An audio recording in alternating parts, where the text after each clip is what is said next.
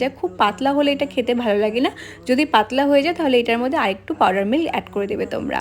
গার্নিশিংয়ের জন্য এখানে আমি আমন্ড ইউজ করছি, আমন্ডটাকে কেটে নিচ্ছি। তোমরা যদি আমন্ড খেতে পছন্দ না করো এটাকে স্কিপও করতে পারো, বাট অ্যাড করলে খুবই পাতলা পাতলা করে কেটে নেবে, কারণ এটার টেস্ট কিন্তু খুব একটা ভালো লাগবে না যদি বড় বড় টুকরা মুখে পড়ে।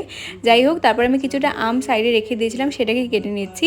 আমার রান্না করতে ভালো লাগে যে এই সব ধরনের জিনিস করতে, যে আলগা কিছু ঝামেলার কাজ থাকে না, এগুলো করতে আমার বেশি ভালো লাগে। দেখো আমটাকে সুন্দর করে কাটছি, আমার কিন্তু নর্মালিও কাটা যায়, বাট এইভাবে কাটতে এই যেভাবে দেখবো একটা স্যাটিসফাইং ব্যাপার আছে না, এগুলো করতে আমার বেশি ভালো লাগে। সব কাজ মোটামুটি ডান, এখন সুন্দর করে সাজাতে হবে। তো সবার প্রথমে যেটা শুধু আমের পেস্ট বানিয়ে রেখেছিলাম সেটাই দিচ্ছি।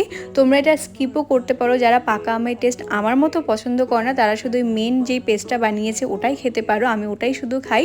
বা যারা পাকা আমের টেস্ট পছন্দ করে তারা এইভাবে লেয়ারে লেয়ারে যদি পাকা আমের টেস্টটা পায় তাদের খুব